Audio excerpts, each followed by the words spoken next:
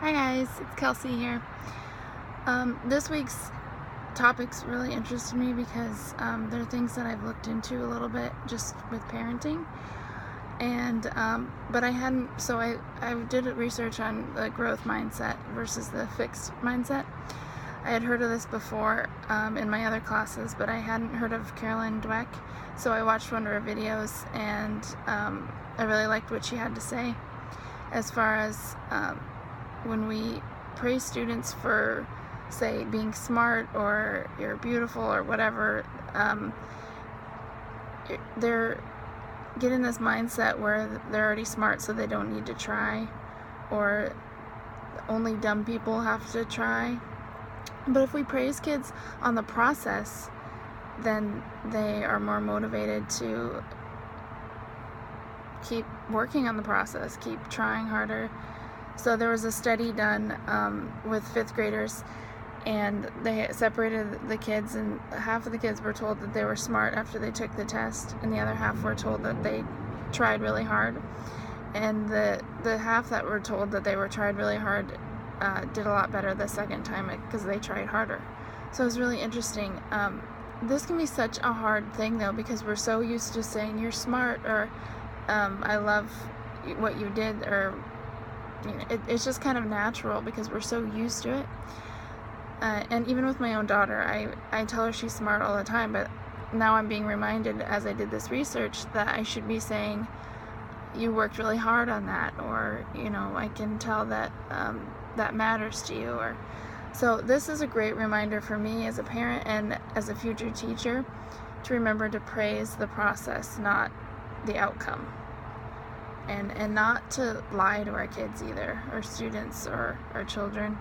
To be honest with them of course in a positive way, because lying to them isn't a good thing. But also the growth mindset is something I'm interested in, just because it's something that I've struggled with my whole life, and it's not something I knew that I struggled with until recently.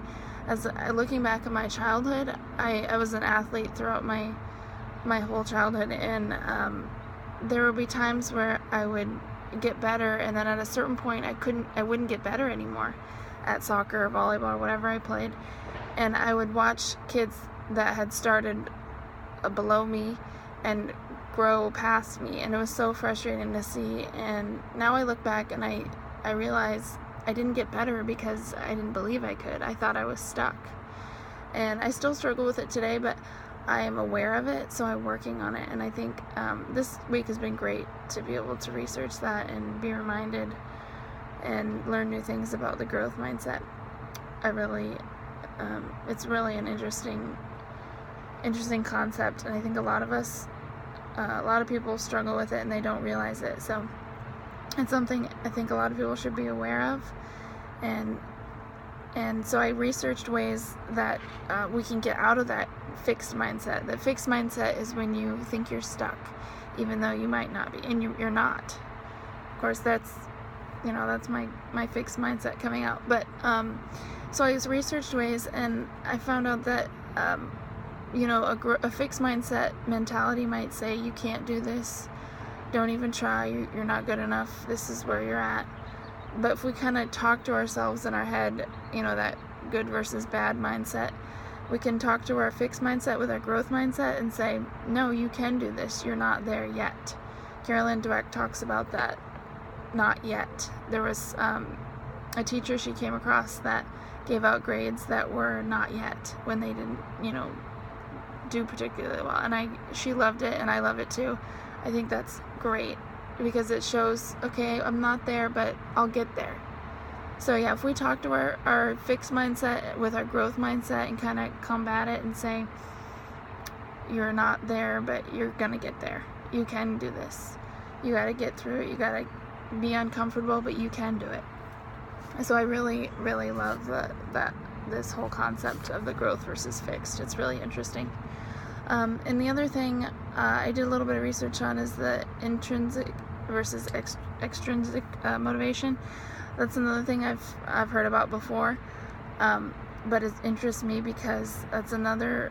The extrinsic is when you're motivated by outer, rewards or punishments, and the intrinsic is when you're motivated by what's inside. And I try as a parent to try to follow that, and not, for me, I struggle more with not rewarding good behavior. I think that's harder, because for me it's easier to not punish for bad behavior, because I think kids learn, whether it's a verbal or physical or whatever, kids learn that they're motivated by external motivation. So I think we really need to focus on the what they can be motivated on the inside.